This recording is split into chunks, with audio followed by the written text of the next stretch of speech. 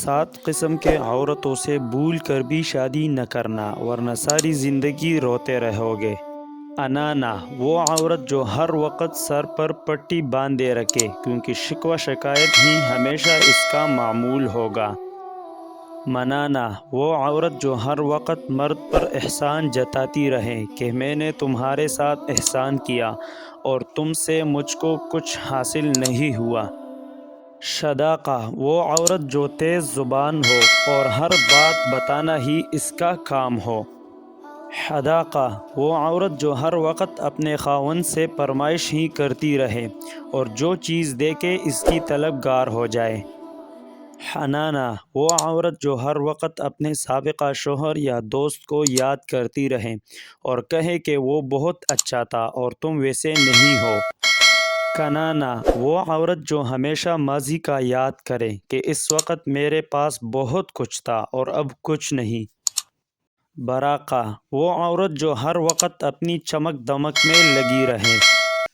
نفسیاتی طور پر خطرناک عورت کا ایک اور نشان یہ ہے کہ وہ تمہیں آہستہ آہستہ نقصان پہنچاتی ہے، مگر یہ نقصان اتنا نرم ہوتا ہے کہ تم فوراً اسے نہیں سمجھ پاتے۔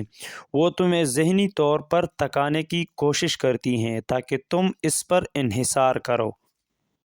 وہ عورت جو تمہارے سامنے بہت محبت اور ہمدردی کا مظاہرہ کرتی ہے لیکن پیچھے تمہارے بارے میں بہت برے خیالات رکھتی ہیں، وہ انتہائی خطرناک ہو سکتی ہیں۔ وہ تمہیں اپنے قریب آنے کا موقع دیتی ہیں تاکہ تمہیں اپنے جال میں پھنسا سکیں۔ جب ایک عورت اپنے غصے کو مکمل طور پر کنٹرول کرتی ہے اور اکثر خاموش رہتی ہے تو اس کا مطلب یہ ہو سکتا ہے کہ وہ ایک موقع پر خاموشی کے ذریعے تمہیں ذہنی طور پر پریشان کرنے کی کوشش کر رہی ہے۔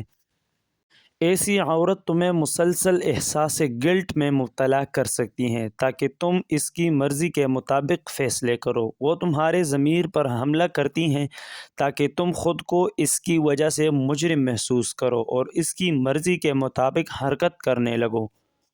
وہ عورت جو دوسروں کی کمزوریوں کا فائدہ اٹھا کر انہیں اپنے قابو میں کرنے کی کوشش کرتی ہے، وہ نفسیاتی طور پر خطرناک ہو سکتی ہیں۔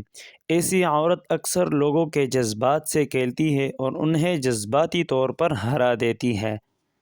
کیا آپ نے کبھی ایسی عورت کا سامنا کیا ہے؟